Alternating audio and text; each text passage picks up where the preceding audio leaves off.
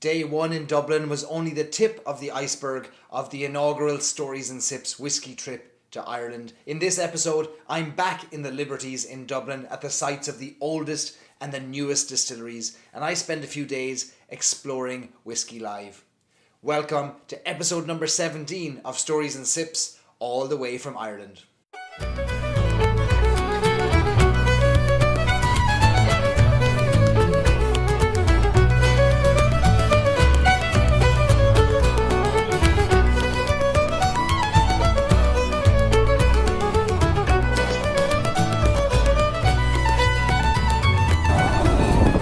After the go of the first day, the second day in Dublin has to be taken a little more slowly. Today, I'm heading back to the Liberties to see another new distillery in Dublin.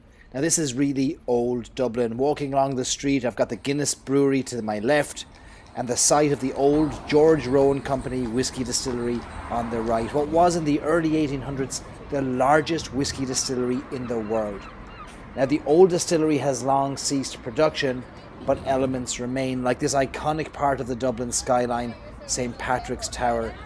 The large murals in the street, however, indicate that some new activity is afoot on this site, and indeed it is. The owners of Guinness, Diageo, are building a new Irish whisky distillery on this site, Rowe and Company, which will open next year.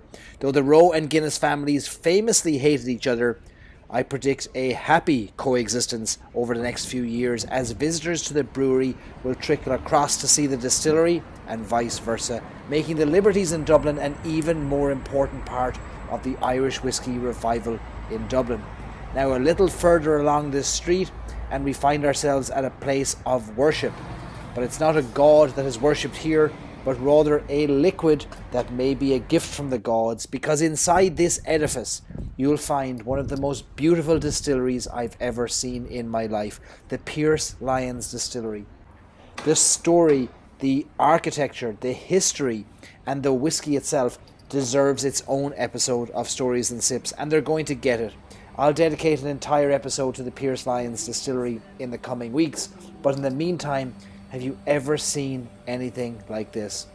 The visitor centre is world class, the distillery a sight to behold, and the housing of this distillery is a piece of Dublin history and really a modern day architectural wonder. Now we'll spend a lot more time on the Pearse Lyons story soon, but all of this touring around Dublin has been building up to the reason I came to Dublin, which is to come and visit Whisky Live. My expert guide in the Liberties, Mark Whisky, points out that there's another piece of whisky history nearby, and he steers me to the historic home of one of my favourite whisky brands, Pearse Irish Whisky. And I've covered Pearse at length on this channel, and here I find myself at the place it all began. The place where James Power and his son John led the pot still revolution in the 1800s from this sprawling site on John's Lane in Dublin. Today, many of the old distillery buildings have been repurposed to house the National College of Art and Design. Power stopped distilling in 1976, and what I love is that a generation later, you still have Dublin's most creative people using these buildings, albeit for a different use. Although isn't whisky itself art? I do think it is. And there's something magical about standing underneath the Power's clock where hundreds of workers would have passed under on their way to the mill house or the stills or the cooperage. And as for the stills, well, a few of them still remain on the site, outdoors now on display with their furnaces clearly visible underneath. And you can imagine the heat these would have generated inside the still house, and the workers shoveling coal into the furnaces to keep the temperatures up so that the fine pot still whisky could be produced in the quantities so demanded around the world. It's really a surreal place for a whisky enthusiast or a history nerd like myself, and it's hard not to visualize the horses and the carts clattering up and down that narrow lane as they carried their goods to the four corners of Dublin and to the world. But Whisky Live is calling us, and so on we must go. It was only a few years ago that the first Whisky Live took place in Dublin, and by all accounts, it was a struggle to sell booths or even attract attendees. This year is a very different story. You have 72 different whisky brands, predominantly Irish, and 1,500 visitors across 3 tasting sessions who are filling the halls of the Printworks at Dublin Castle. Now, while sampling the whisky is high on my agenda, what's even higher is getting to meet those behind the whisky, the distillers and the blenders and the founders, indeed the visionaries.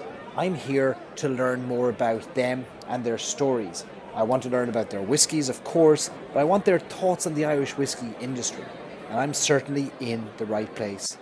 From the most well-known brands to the small startup distilleries and even those dreaming about a distillery, Whisky Live has it all. Indeed, Whisky Live is the great equalizer. It's a place where everyone is curious, interested, interesting, and yes, thirsty. But thirsty for more than just the whisky, for knowledge, for connections, for a new relationship ahead of a quick sale. It's remarkable by any trade show or convention standard. Now, I've optimistically signed up to attend all 3 4-hour sessions, as well as a number of masterclasses to ensure I get the most out of my time in Dublin. For those in the know, there are passwords that once uttered cause secret bottles to appear from hidden drawers and sample bottles to be produced from breast pockets with some special, not yet released liquids. And for those without a password, they get a drop too. See, Whisky Live is an experience that anyone with any interest in whisky will enjoy. Whether a novice like me or an expert like so many there was just so much to learn, so much to see, and of course so much to taste. I participated in 2 different masterclasses. The first was the Method and Madness class led by Middleton Master Blender Billy Lighton and Apprentice Blender Dave McCabe. This gave a remarkable insight into the production of this experimental new range from Middleton, while introducing us to a couple of on-the-horizon releases. And for me, it was most special to be in a room with enthusiasts and experts alike, all soaking in the knowledge and the whisky. This class was followed by the Teeling Masterclass, led by Master Distiller Alex Chasko, which was great to see after my own tour of the distillery a couple of days before. And Alex shared the 3 different cask expressions used to create the single pot still released by them just a month ago. The chance to raise your hand and ask a question of the people behind the whiskies you love is just a fantastic opportunity and indeed a privilege. Where else could you get such an experience? And then I have to talk about the friends I get to meet for the first time. Those who I've spent months engaging with online, those who've been generous with their advice and their time online with me since I started Stories and Sips. Those who welcomed me into their circles with open arms, who introduced me to others that I needed to know, gave me some secret passwords, and indeed brought me to booths I had to experience. This, for me, was the highlight of the trip. Getting to put faces to the names, getting to put faces to the social media handles, and getting to shake hands with those who've blazed a trail in the whisky industry, either as an amateur, an enthusiast, or a professional. Whisky Live is an incredible experience, and I, for one, can't wait to come back next year. What a whirlwind few days in Dublin it's been. It felt like I never stopped from the moment I landed until I left, yet I know I've only scratched the surface of the Irish whisky world in the capital city. Now, I've been living in the United States for 11 years, and while I often hear Americans tell me about their amazing experiences of Irish hospitality, well, growing up in Ireland, you don't really have a word or a phrase for it. You were just taught to be nice to people and treat them well. So returning this time to Dublin, I felt like I had one foot in America and another in Ireland. But it wasn't long before I was reminded just how welcoming the Irish are. And maybe I've taken that for granted, or even overlooked it as the years have gone on for me in the United States. And I want to mention a few of the people in Dublin that made me feel particularly welcome and put a big grin on my face and gave me stories of hospitality to rival those that any American can throw at me when I talk to them in the future. Starting with Mark_whiskey on Twitter, who not only showed me around the Old Powers Johns Lane distillery site, but he brought me to see the Pearse Lyons Distillery, a tour he'd done many times himself, but he insisted on showing me, and he greeted me with a bottle of Teeling's pot still whiskey, proud that he was of this first pot still whiskey to come out of the Liberties in Dublin in almost 50 years. So Mark, can't thank you enough for your hospitality and for this amazing gift which I'm looking forward to opening. I want to thank Aoife Keane from Irish Distillers, Martin Rosney and Deirdre Cunningham from Edelman, who invited me to the amazing blending class at Jameson in Bow Street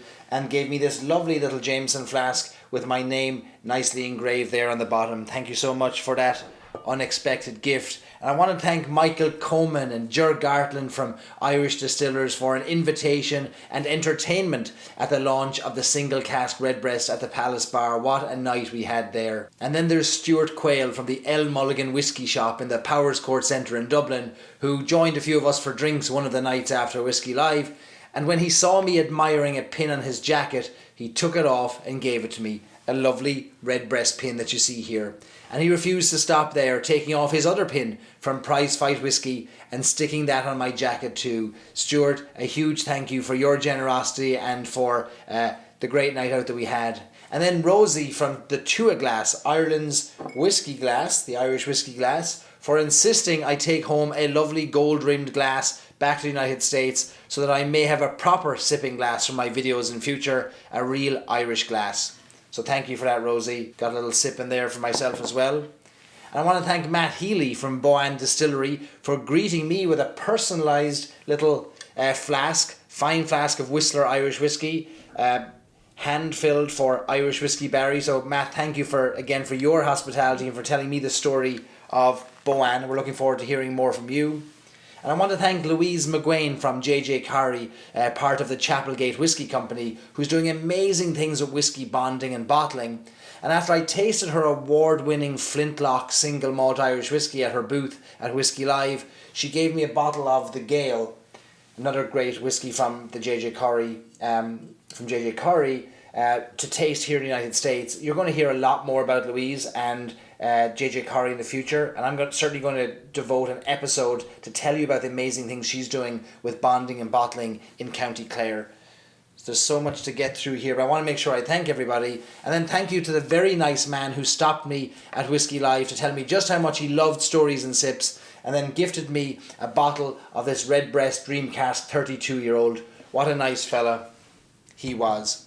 No, I'm just joking. That's my own bottle. But if you do feel like gifting anything this Christmas, hint, hint, you now know what I like. And then to Sergios from this fine publication, Irish Whiskey Magazine, for spending time with me and helping me to understand the industry a bit better. Sergios has been doing amazing things and has created an amazing brand very quickly in Ireland with Irish Whiskey Magazine. If you haven't subscribed, I insist that you do so, or never ever watch another one of these episodes. irishwhiskeymagazine.com is where you can subscribe to this. There was amazing people I met at every turn, and it just reminded me how great the hospitality was. To Thomas Sutton for insisting that I always had a Redbreast in my hand at the Palace Bar, for example. I mean, I could go on and on all day.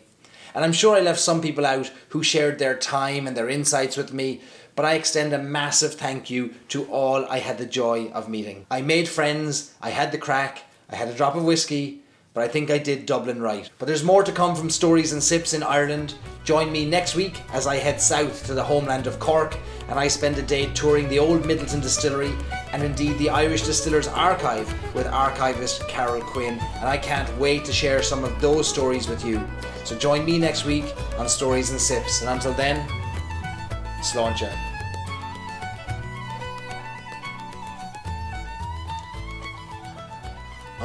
Whiskey does taste better out of the Tua glass.